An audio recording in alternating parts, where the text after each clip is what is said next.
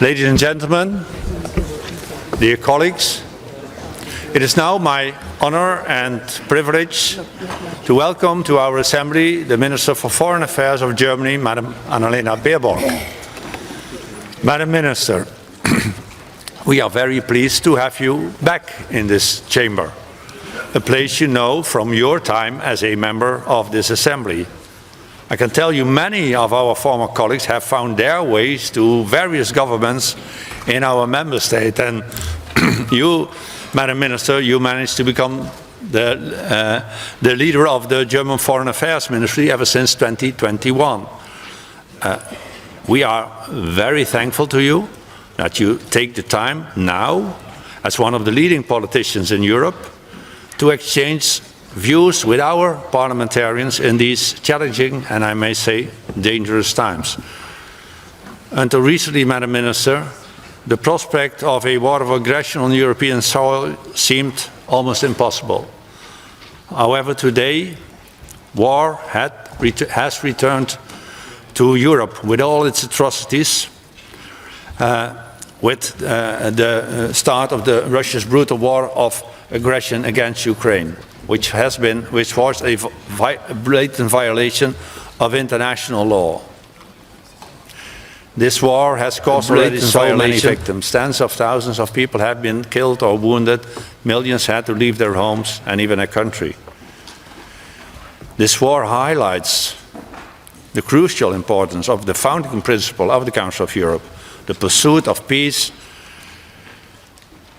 and democratic security can only be achieved through justice and international cooperation. And we need the effort of every member state to safeguard the multilateral system founded now more than 70 years ago. We now are, Madam Minister, I believe, more than ever obliged to put our principles into practice.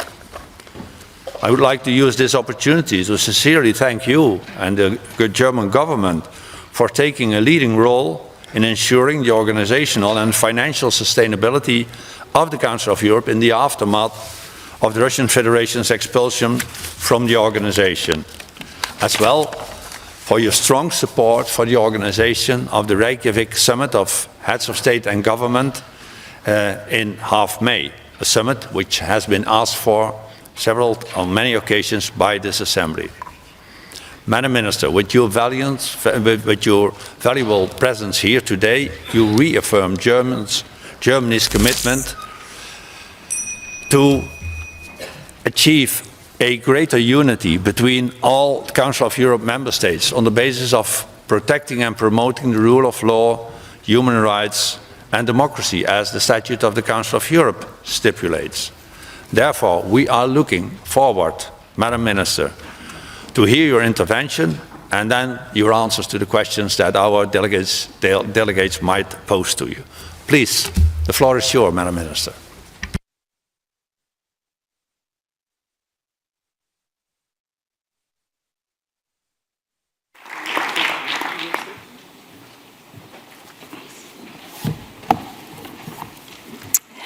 Mr. President, Madam Secretary of the General Council of Europe, Madam Secretary of the Parliamentary Assembly, members of the Parliamentary Assembly, ladies and gentlemen. When human lives are endangered, when human dignity is in jeopardy, national borders and sensitivities become irrelevant. These are the words of Elie Wiesel, the Holocaust survivor and Nobel Peace Prize winner. His experience of the horrors of the Shoah and the Second World War made him a lifelong believer in the need to stand up for human rights, regardless where violation occur and to whom. Wiesel was convinced that when human rights are violated, that this is a warning signal for what there is to come. The Council of Europe was founded in 1949 with exactly this in mind, as an early warning mechanism against human rights violations, to prevent new wars, human suffering and tyranny on the European continent. and as a common European home for democracy, human rights, and the rule of law. For all Europeans, protected by strong walls formed by the Convention on Human Rights and the Court of Human Rights. The Council also comprises more than 220 conventions and treaties. And probably, if we are all frank, no one in this room, maybe except for the President and the Secretary General, could name all of them.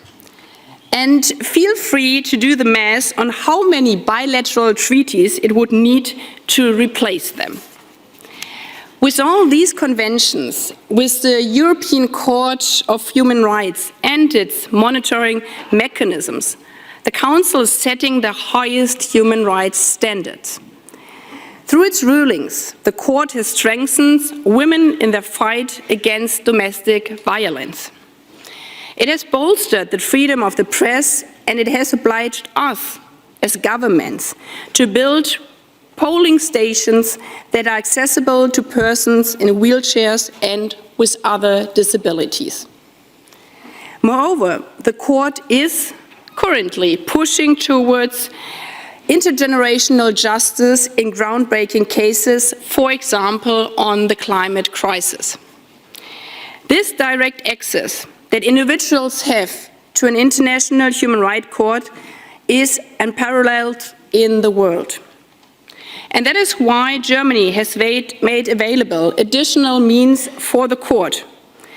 And we call on others, and actually I would say it very blunt and open, we urge others to step up their support as well.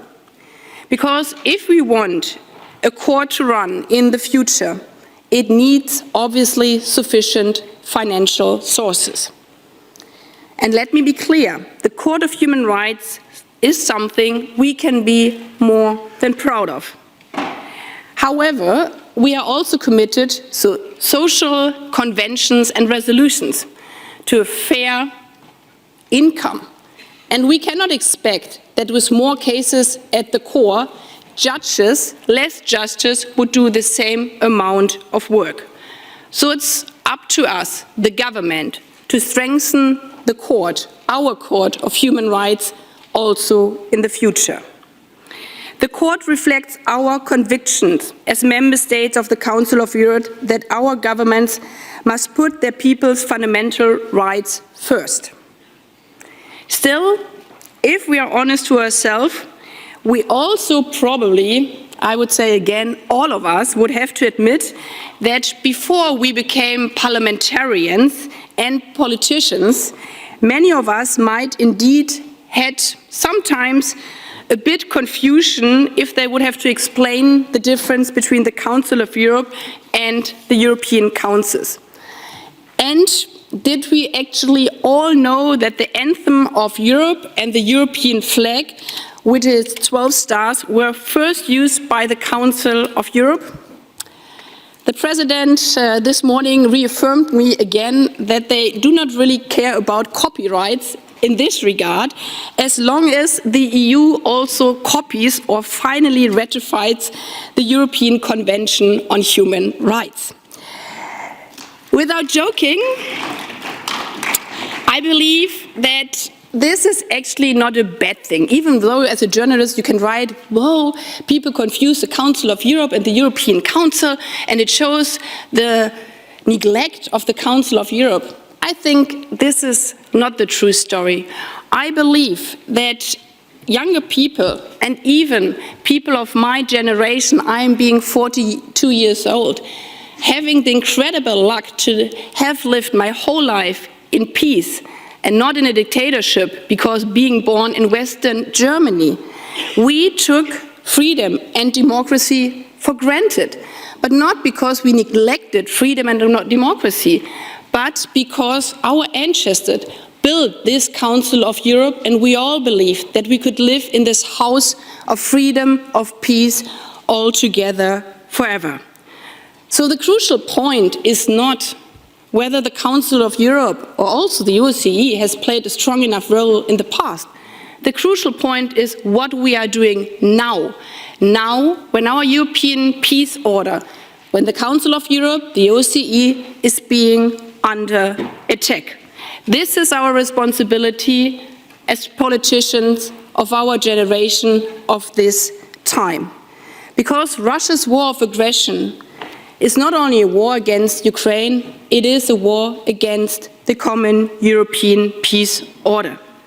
So what we have done in the last months was crucial. And I would like to thank and applaud you also here in the Council of Europe, that you have shown Putin that he would never succeed in destroying Ukraine, but that he would also never succeed in destroying our common home of peace, the Council of Europe. But we have to be also self-reflective, because we have seen also what we neglected in the past too much is the early warning system of this Council of Europe. Because when human rights are undermined or disregarded, these are early warning signs Wiesel was talking about. And ladies and gentlemen, we have such warnings have been there in the past.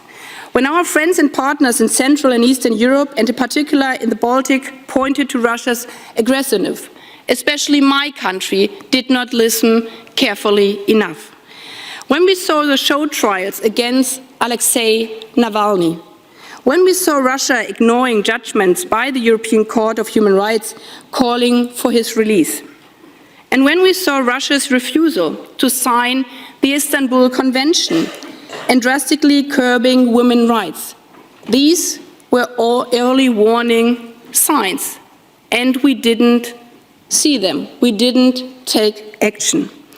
As early as in 2017, Russia changed its laws on domestic violence so that men, husbands, partners, who beat up their wives would get in legal trouble, not while they are beating their wives, but the law has been changed. You would have to beat your wife since 2017 in Russia repeatedly. She has to be sent to hospital, and then the criminal law would act.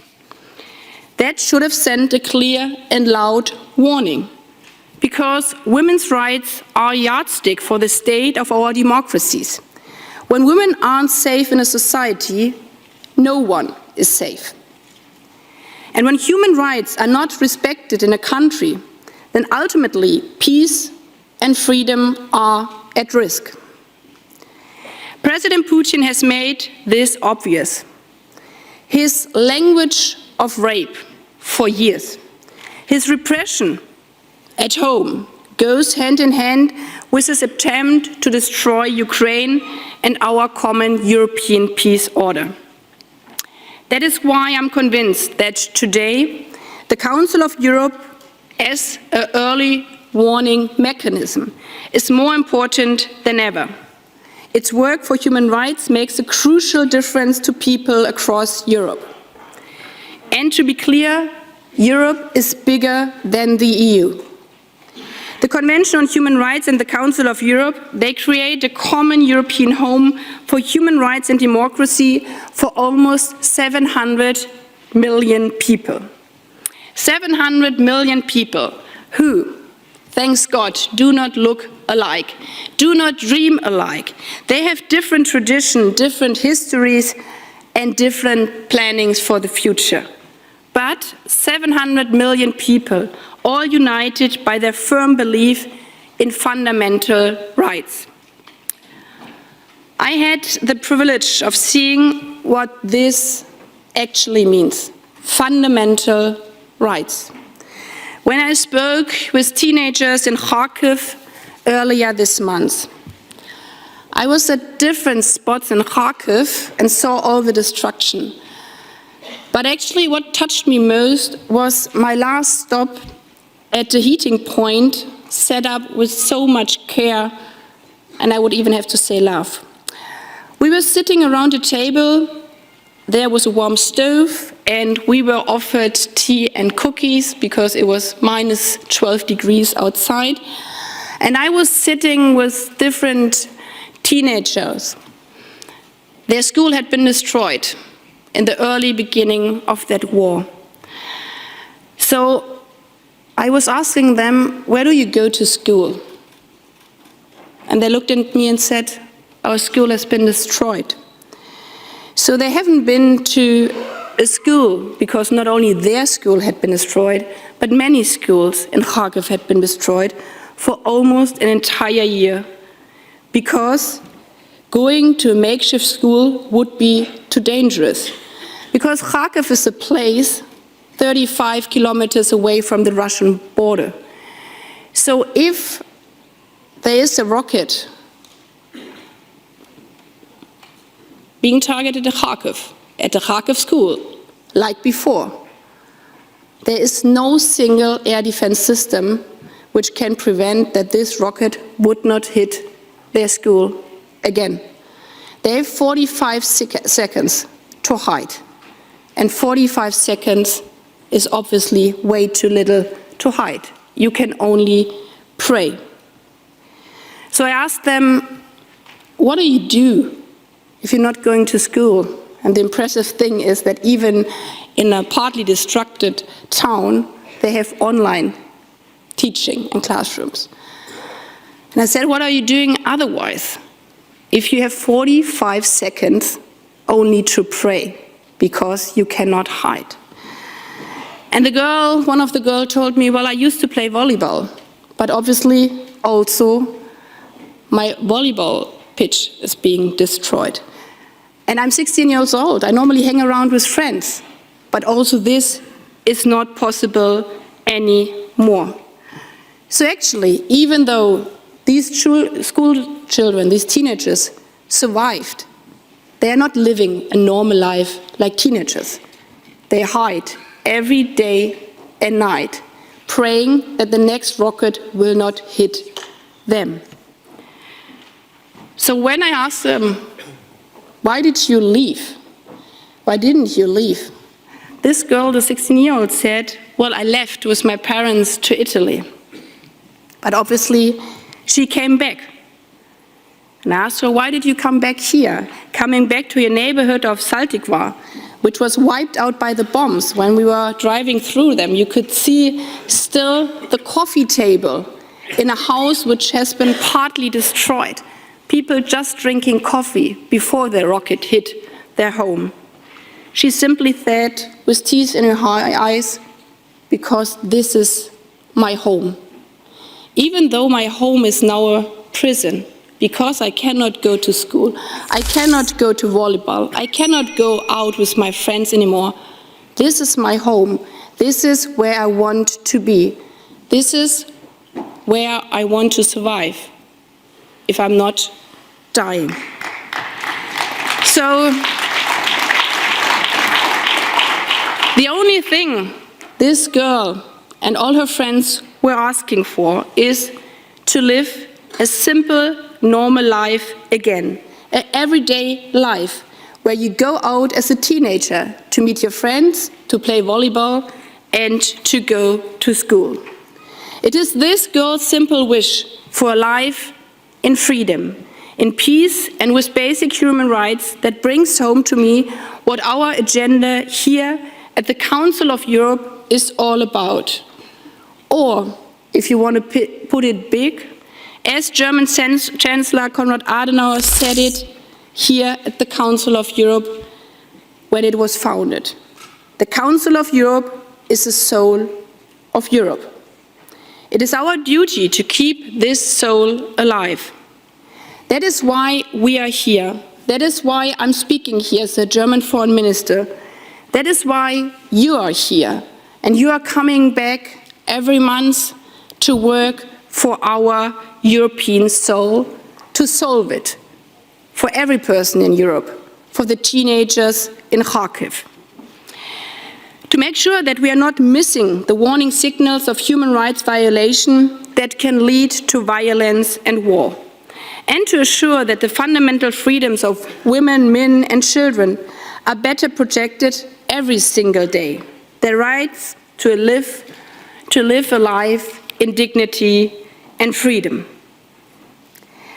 Yes, I believe we need the Council of Europe today more than ever to put the power of those rights above the power of might.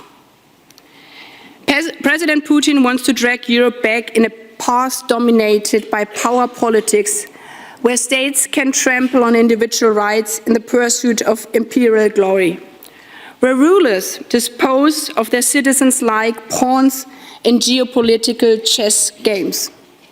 That is why, in the face of Russia's war, neutrality was not an option. We had to make a choice between injustice and justice, freedom and oppression, between standing on the side of the aggressor and standing on the side of the victims, the teenagers in Kharkiv. And we did. The Council of Europe, we all together adopted a clear and united stance against Russia's war. We jointly voted to expel Russia from the Council. And we made clear that the Council stands with the brave women and men and children of Ukraine who are fighting for their country and their freedom, but also for democracy and human rights on the entire European continent. Because the Council is not a geographical concept. Because the Council unites us in the concept of human rights, democracy, and the rule of law. But we have also to critically assess why we did not fully recognize the early warning signals. This is why at the last meeting of the Committee of Ministers in Turin in summer, I advocated for a fourth summit of the Council of Europe that will now take place in Reykjavik under the Icelandic presidency.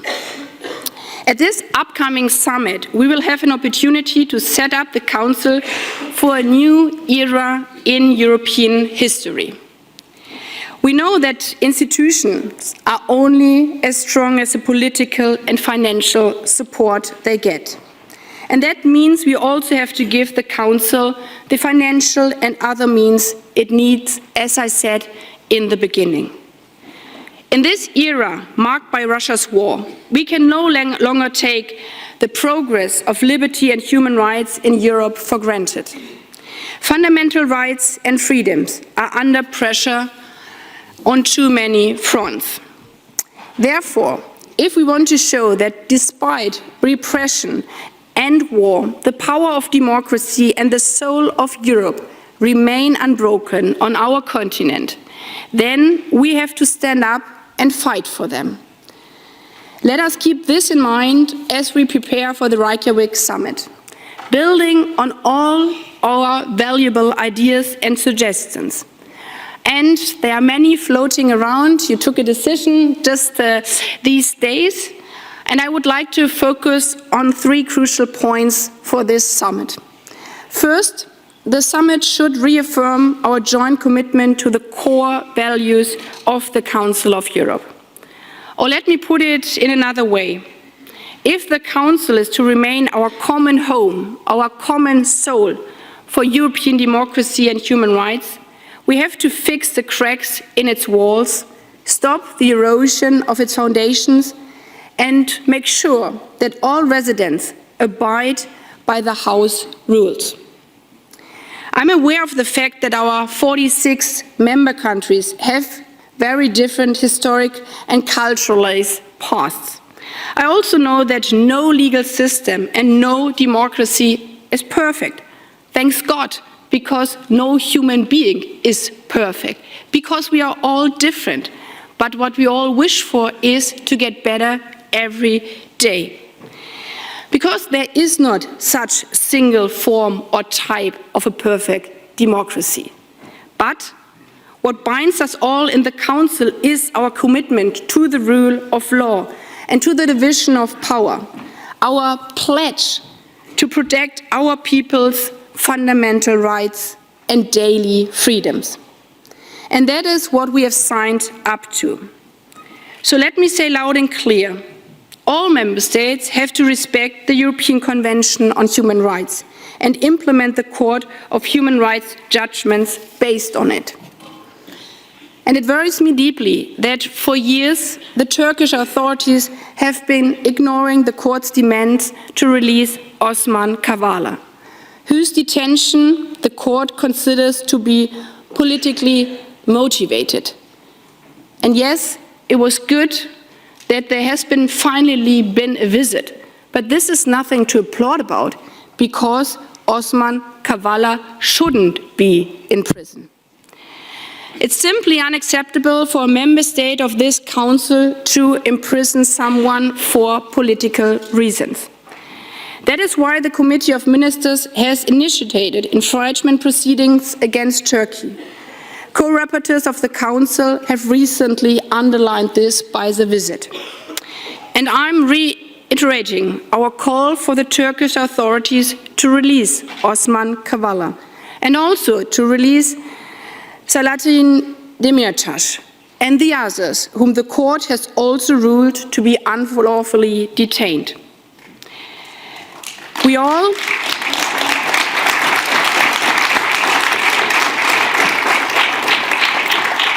as members of this council have to respect this basic rule book. That is a legal obligation and no wish list.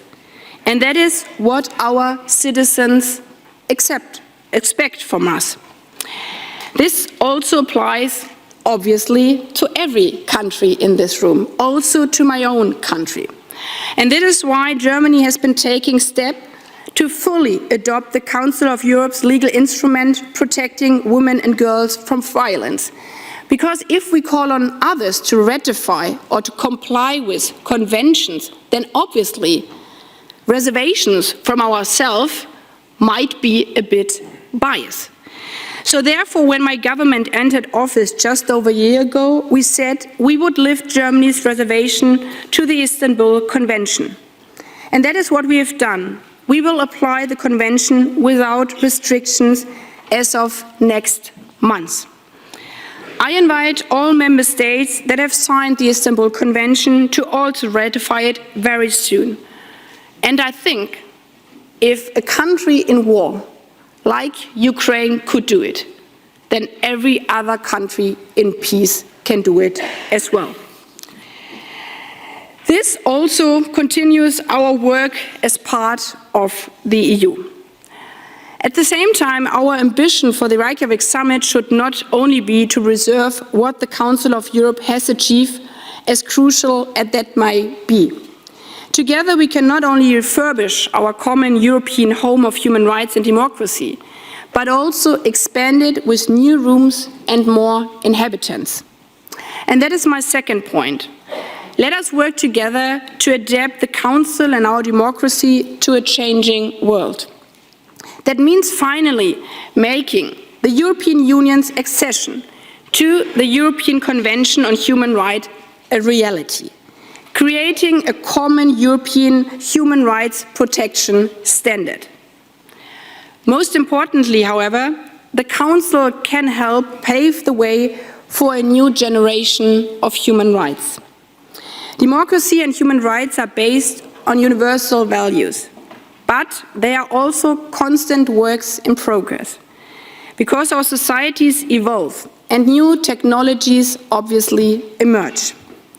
Take the digital revolution that is transforming how we all shop, meet our friends, and go on a date, if you still go on a date. How entire industries work, or how scientists predict storms and droughts. The internet, social media, and artificial intelligence have already made our lives so much better, but obviously they also bring new challenges and risk.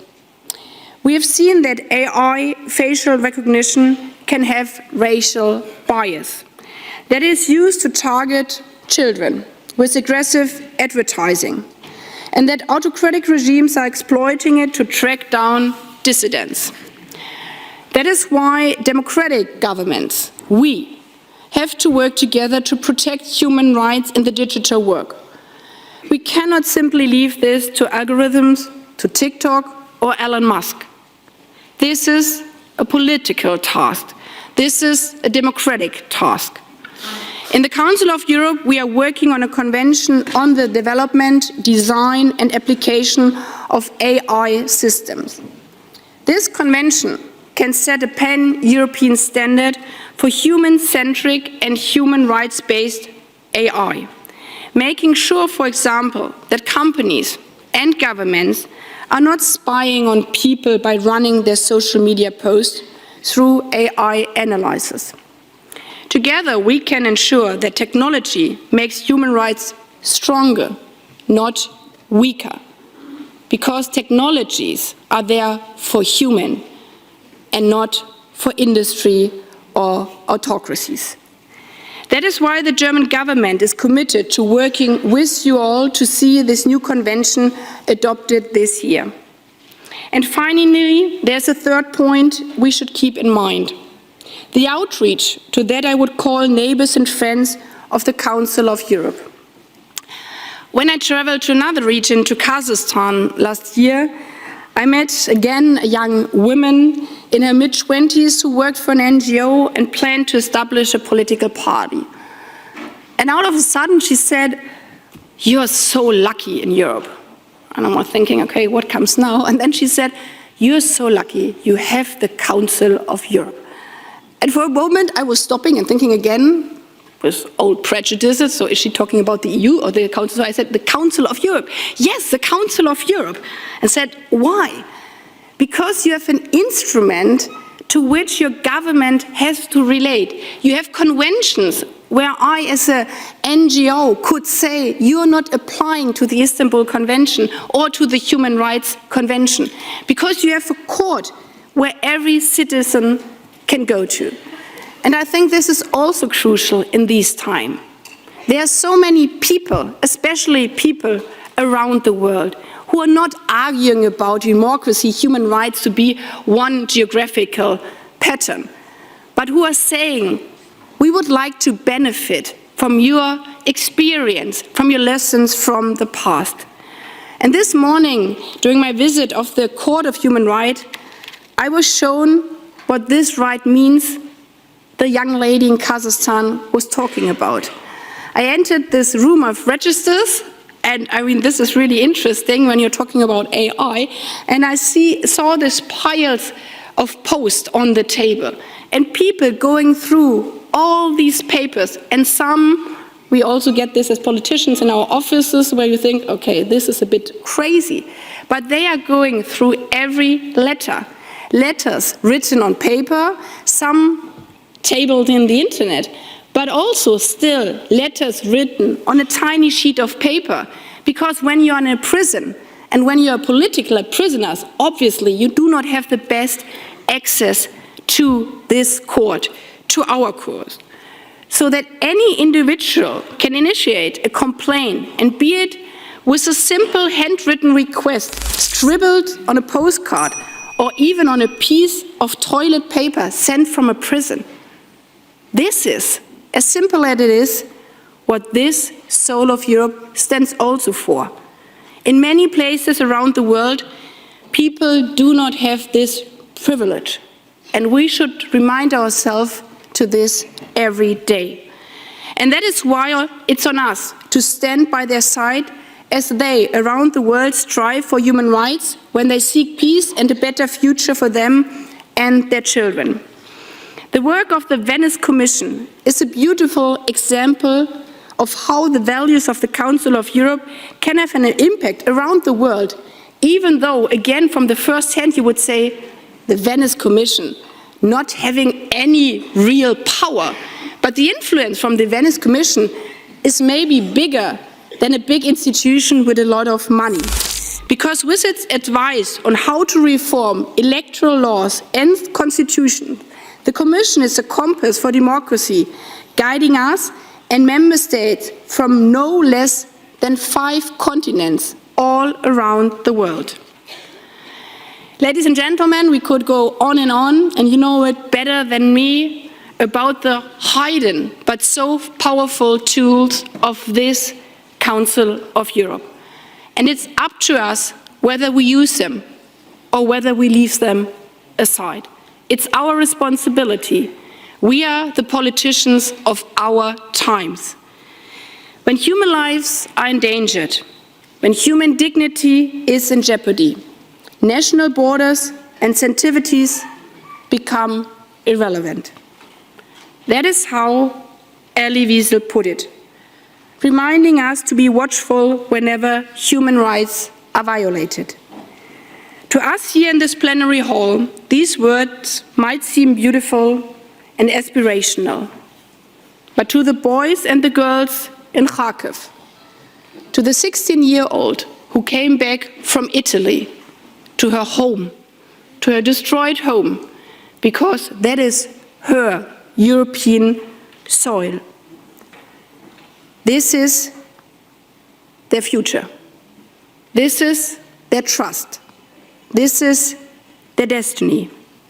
For their sake and the sake of so many others, these words must be a concrete call on us to stand up to what this Council stands for: human rights and dignity of all. Thank you.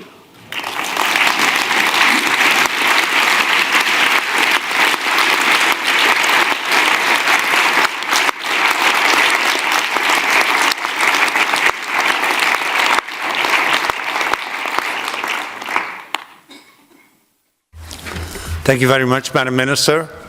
We are not the German Bundestag, where you applaud after every second sentence, but I hope that you understand that the applause that you received at the end shows that we are proud that a former member of this assembly, now one of the leading politicians in Europe, is still a true advocate of the cause and role of the Council of Europe and its Parliamentary Assembly. Thank you very much.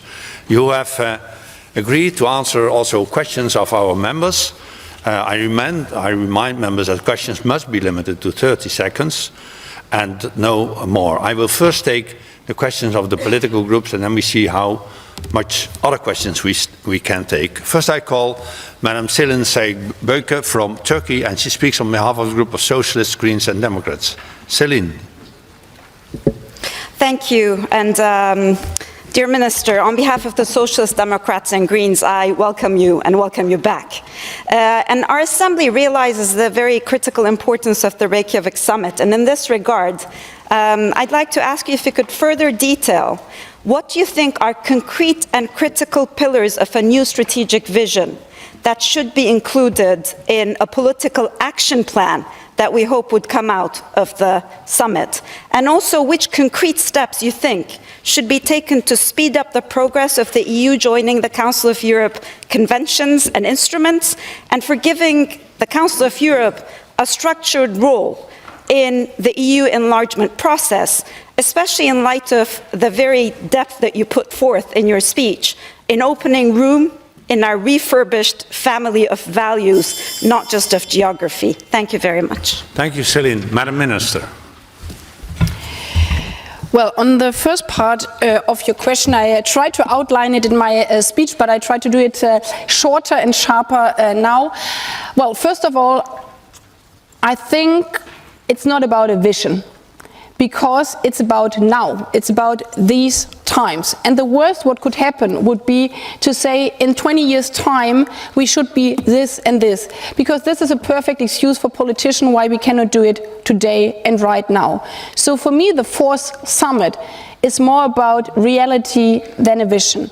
And this is why, even though this isn't really physiological or really like out of the sphere, but the question of finance is so crucial, because you can have the greatest vision if you do not have the financing of an institution. And I was not here only as a parliamentarian, but back in time also as an intern. And I was in a division where my boss at those time wasn't sure whether she would get the next payment again. I mean, and if we have an institution where we believe this stands for democracy, human rights, and also rule of law, I think the employees of this House shouldn't wonder whether their payment is also in the future safe. And this counts for the Council of Europe, but also on the court, because the court, I heard it today, gets, especially from certain countries, so many complaints that they hardly can handle it every day. And this is a call from me to other countries. If we do not raise our national, also the voluntary contribution, we will not fulfill this task. So my first goal for the summit is that we increase the budget of the Council, but also of the court. The second point is, for me, I try to say it also in the speech, to really focus on the most crucial points. And this is the human rights violations. If we see cases of violation, a report is one thing, but acting afterwards, and I think we have seen in the last 11 months what the Council is capable for, to be united in expelling Russia, to be united on formulating some of this resolution. I would believe that we need it also for other countries, for other human rights violations. And the third part is about the new conventions. Institution is only as strong as much it keeps up to the pace of development. So the new resolutions, the new conventions, but also the new setup, for example, fighting climate crisis, the rights with regard to a safe and healthy environment. This is not a nice to have topic, this is a core security topic. So this is also the third part for me for the next summit, to really focus on the new human rights as a new generation. Thank you, Madam Minister. Next question comes from Ingrid Skau from Norway, and Ingrid is speaking on behalf of the EPP group. Ingrid. Thank you, and Madam Minister, initially I was going to ask your view on a special tribunal to prosecute Russia's aggression in Ukraine, but I understand that you are in agreement with our Assembly that a tribunal must be set up. I will therefore ask what your position is on supplying Ukraine with Leopard 2 tanks. Freedom and democracy for Ukraine is paramount. I understand you are not against other countries delivering Leopard 2 tanks to Ukraine, but Germany has been urged to send its own. Will you? Thank you, Ingrid. Madam Minister.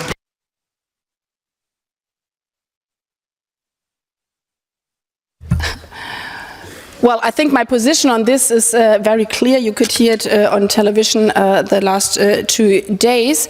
But because I'm in the Council of Europe, and this is not to hide away from an answer, because you can just read the answer in the news, obviously Ukraine needs more military support, but not only by one country like mine or the US, by all of us.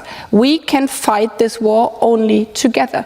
This is about our common European peace order, and this is why we are calling, with regard to tanks and other support, for a big international group. But obviously the Council of Europe is not delivering tanks, and I would say thanks God, because we don't have to duplicate things. This institution is about bringing accountability and justice. And this is why also, to your question here, I would like to answer with accountability. This war is not only led by military action from Russia. This war from Russia against Ukraine, against the European peace order, also attacks our justice system. It attacks the institution like the Council of Europe. It attacks the international criminal law. So I, speaking here as a foreign minister of Germany, but also as a European, yes, we have to do more military aid, but we definitely have to do more also on humanitarian aid, on winter help, on accountability, on the question about the missing children. Nobody is speaking about it because we do not have any facts about it. So what I'm saying here is we keep up with our military support, but we will definitely keep on going and on call on others with the humanitarian support, with the stabilization, and especially with the accountability. And I believe that the Council of Europe, together with the court, can play a crucial role, together also with the International Criminal Court on this. Thank you. Thank you, Madam Minister. Next, I call Madam Petra Stine from the Netherlands, and Petra speaks on behalf of the ALDE group. Petra. Minister, thank you very much. On behalf of the ALDE group, I would like to compliment you for your leadership on feminist foreign policy. Because all of us know that as long as half of the population lacks in opportunities to getting good education, good healthcare, good job opportunities, and to participate in the political arena without being attacked or the misogyny all of us know many women get, we don't have human security. But, Madam Minister, action speaks louder than words. So on behalf of the ALDE Group, we really would like to know, how are you going to bring this leadership into practice? Not only for the people inside of Europe, but also for the people in Iran. We have large Iranian diaspora in many of our cities, and also for the people in Ukraine. We just had a report adapted on sexual violence in conflict situations. So yes, wonderful that you want to have this tribunal, but how can we ensure that also accountability will take place on these horrible acts of sexual forms of violence against women, girls, men and boys? Thank you. Thank you, Petra. Madam Minister. Thank you for this important question, because words only matter when they come into practice. However, I would say speaking out about these crimes is also crucial, because when we remember with regard to the Balkan War, and we heard from many those times that rape actually happens in a war. And I still hear that around the world. When I was in Ethiopia, why are you talking about rape? Rape is just normal in a war. But speaking out back then, the brave women in Bosnia and in many, many other countries of the Balkans saying this is not normal. And we had to fight in front of the International Criminal Court, which was not even established those times, that rape and sexual violence is actually a crime, and you cannot just count it under war crimes. This was a big, big fight, and I'm making this curve because we are not finally there, also not with the International Criminal Court. When I was in Den Haag, for example, I did not only speak about the special tribunal, but I spoke also on the need to develop further the accountability of these crimes. We had one of the cases against IS fighters in Germany, also against Yazidi women. And what we have seen in these cases, and this is why I'm always talking about my country and other European countries as well, that it's so much easier also for a prosecutor in Germany to bring the complaints of terrorism in front of a court, because even in our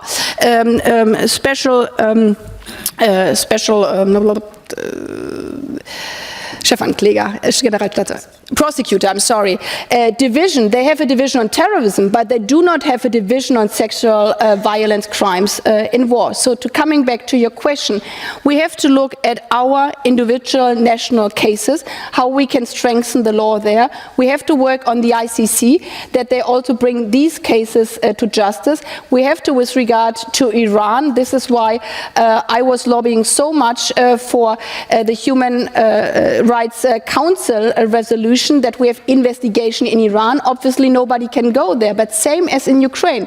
We have to collect the evidence now, maybe even from outside. We have to set up a special prosecution division, that at some point, like with the Yazidi women back in time, we collect the evidence and we bring the perpetrators to justice in the name of the victims. So it's a lot of work again on the judicial part, but naming them today is the first step, that accountability comes into place at some point, and this means also naming the Revolutionary Guards as what they are. I believe they are terrorizing their own citizen in Iran, so obviously they are a terrorist organization. So far we are not clear whether we have the legal ground that we can put them under the sanction regime also in the European Union.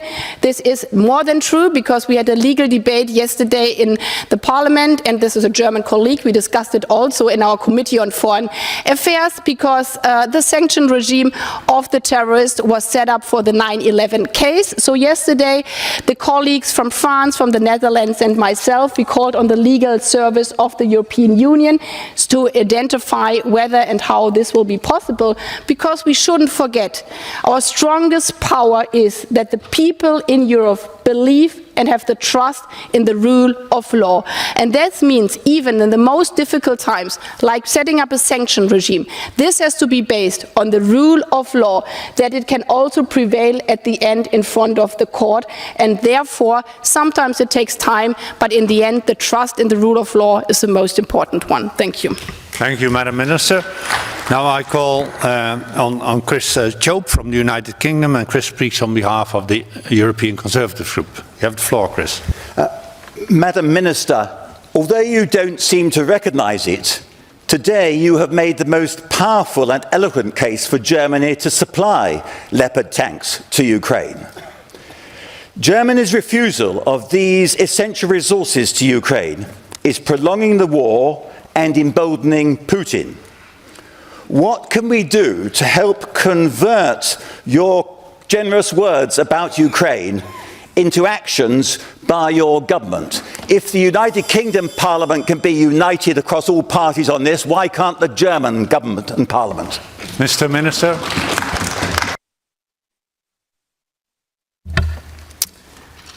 Well, I give the same answer as I did yesterday in the Foreign Affairs Ministers meeting. Because my answer is that finger pointing at each other doesn't bring peace and freedom to Ukraine. If we start or continue this game to finger point at others because it's more convenient for oneself, then Russia and Putin wins. And this is why I'm personally doing the opposite.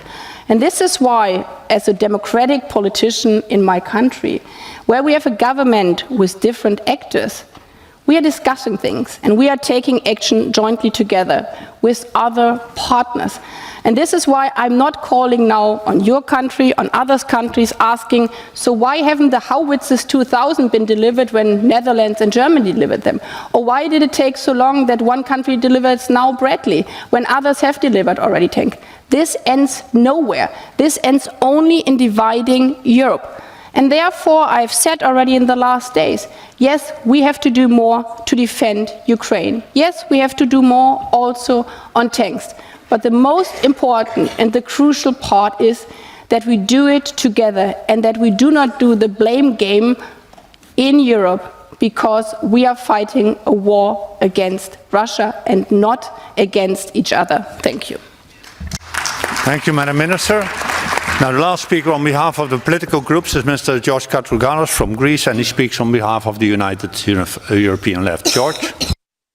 Madam Minister, you are a politician of principles. That's why I want your personal position on two issues. Julian Assange, in the past you had endorsed our resolution for his immediate release. Where do you stand now? Second, German arms export to Turkey, a country which has now occupation forces to 3 other countries, Syria, Iraq, Cyprus.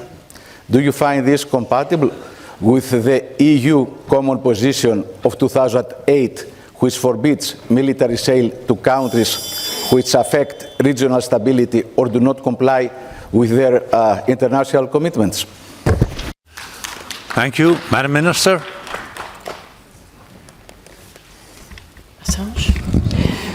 Well, for the first part, my position has been, when I was in opposition and also when I'm in a foreign minister, that obviously as a European country, every European country, be it UK or be it Germany or be it Poland, our action has to be in line with the judgments of the courts of human rights, and this calls for Julian Assange case as it counts for every other case.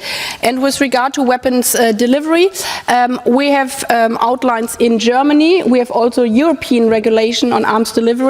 I think also there we are on a crucial point. We call it Zeitenwende in Germany. Your colleagues before you are calling for common weapon delivery. This means also we have to realize that we need a common European weapon production, because what we have seen right now that we are aligned in NATO treaty and EU treaty, but obviously with regard to our military equipment we are not so much aligned, because when I take the example of the Panzer howitzers, for example, it's the same production, but we realize in Ukraine that obviously the munition doesn't work compatible between the two systems.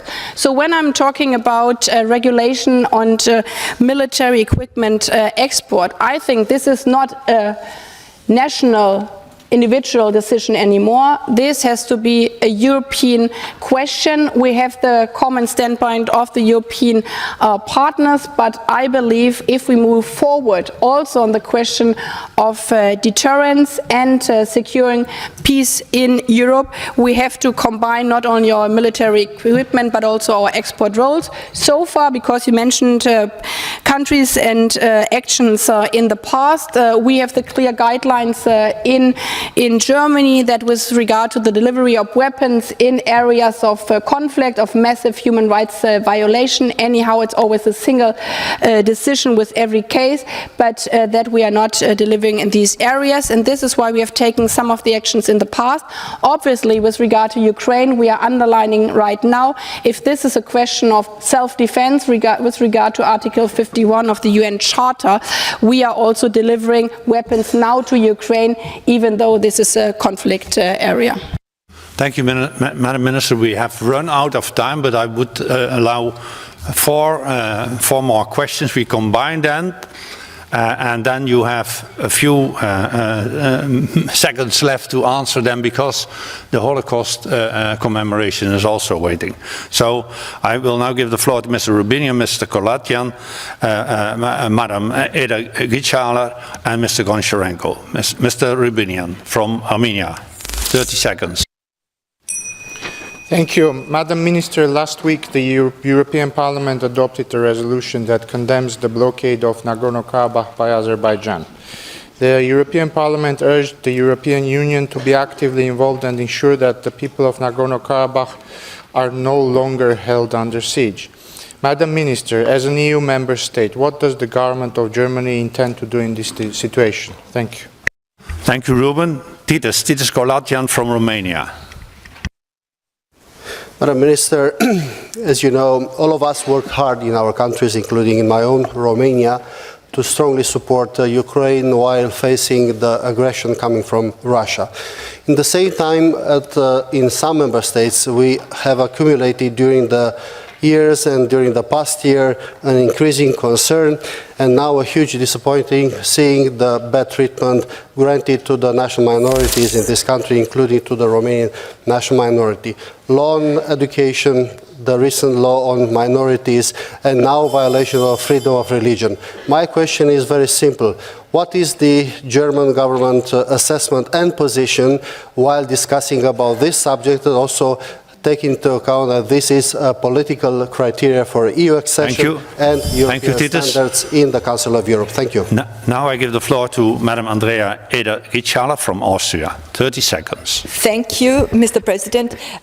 Liebe Frau Außenministerin, Sie waren ja letzte Woche in Den You were in The Hague last week at the International Court, and you said that it was very important to you to make sure that children who've been abducted from Ukraine should be taken back. What measures are you going to be taken? What will Germany be doing to make sure that these children get back to their parents? Thank you. Colleague Alexei Goncharenko from Ukraine.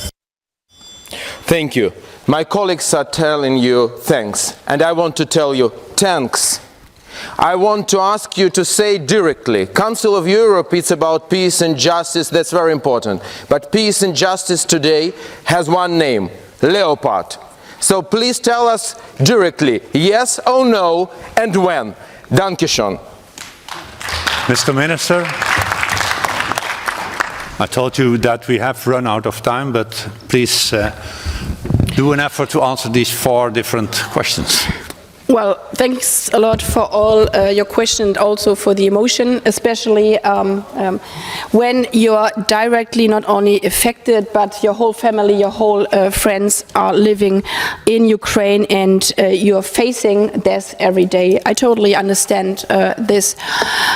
So I also understand your question, but my discussion, first of all, peace is not only on tanks, even though this is a crucial question. This is why we are debating it intensively also in my government, and this is why we have delivered tanks. Gepard, Marder's, battled vehicles, which others are deciding right now. But this is also about air defense, because this is why I have been talking about Kharkiv here. And I've experienced over the last months, and I would like to share this with you to show that it's not this simple answer. If we would deliver Leos, if we would deliver tanks, and the war is over. We had this discussion also in the beginning. If we would just have an oil embargo, then this war would be over. But unfortunately not, because what Putin is doing is so irrational. This is what we have to understand. This is not a logic. If we do one step, then the other step would follow. And this makes it so complicated for us. So I totally support. We need everything that Ukraine can defend your country, your citizens, your children, your grandparents. And you defend also our European peace order. So obviously it needs more military equipment, be it with regard to tanks, be it with regard to air defense, be it with regard with munition. But however, we have to also understand, unfortunately, that this probably won't prevent that the war is going on. So we need all the other factors as well. And this is why my plea to you is not because I want to bypass the military question, but we need every part of support, humanitarian, financial, and especially aid support right now, because the strategy is also from Putin in Kharkiv. It's not killing people only by rockets. They want to freeze people to death. I've been visiting one of these shelters, but it needs way more shelters. It needs demining projects. So this is also something every country can do. My country, your countries. And this is really my plea here. Let's fight about or discuss about tanks, and we will give an answer. I can promise you this. But let's not forget about the other tasks. They are at least as important as the military support, also in the future when we are talking about reconstruction. So with regard to the question from the Austrian colleague, thank you for bringing this up, the deportation of the children, because in this topic we don't even have figures. The International Committee of the Red Cross is not capable of going to eastern Ukraine. This is also my argumentation why I'm saying that we need more military support to free these areas. We don't know about the children. We don't know about the families in eastern Ukraine. And this is why I'm also saying to those who say you should just try harder with diplomacy and speak nice to Putin, that this is not possible. Because if he would be ready for diplomacy, the first thing would be that he would allow humanitarian access to eastern Ukraine, that he would allow to treat not only soldiers but also children and family in eastern Ukraine. But obviously he's not ready to do this. To answer your question, first thing is again to speak about it. I've heard from many, don't speak about it because we don't have secured numbers. Well, obviously we don't know whether they are thousands or 10,000s of children, but even if it's only 100, we have to care for every single child. These are more than war crimes if you deport a child to another country and if you give it free to adoption. So we look together with also the Council of Europe, with the Criminal Court, together with the EU actors to trace the tracks. Where did the children go? What can we go to get them back to the country, to bring those to justice who commit these kind of crimes, to support the Ukrainians in their efforts to prevent that further children are being deported, because this is based also on fake news in eastern Ukraine. So these are tiny steps, but I think the most important one is to not be silent on this matter, because we are not sure how big these war crimes are. The question with regard to Romania, and I'm sorry that maybe I didn't get it right. What I understood was minority rights in Ukraine was your question. We are also discussing this with Hungary and other countries in the Foreign Ministers' Council of the EU. Obviously, because we are not only a geographical Europe, but we are a common Europe of values, be it in the Council of Europe and be it in the EU. We said, when we said about the membership of the European Union, that yes, Ukraine belongs to the EU, but they have to fulfill all the European laws and convention and treaties. And I find it quite impressive that in a time of war, they ratified, as I said before, the Istanbul Convention. They are working on so many legal aspects within their national constitutions and national law, and this counts obviously also to minority rights. So this is also work we are doing with the Council of Europe, but also with the EU. And the Armenia question, thank you that you brought up this topic, showing that unfortunately we are not only looking at a Russian war in Ukraine, but that we see other regional conflicts which we have to pay attention. This is also the situation with regard to the blockade of Lajin corridor, and yesterday we decided as a European Union to have an EU mission in Armenia, but obviously this mission only makes sense if there's also access from Azerbaijan side. So you ask, what are we doing there?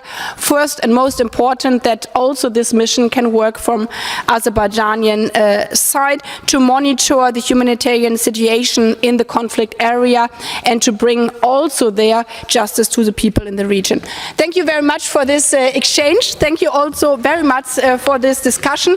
It shows what we are, a democracy and democratic countries where everybody can have their own and free opinion, but the most important is to listen to the others, to be ready to see it from their side of view. So thank you very much. There was a really fruitful exchange also for myself. Have a good day. Thank you. Thank you. Thank you very much, Madam Minister. We now are going, I invite you all to go outside because there will be the commemoration of the Holocaust. Before leaving the room, I inform you that I must remind you that the vote is still in progress to elect 2 judges to the European Court of Human Rights. The poll will close at 3 o'clock. Those who have not yet voted should still do so on the Skytel online voting system. The sitting is adjourned.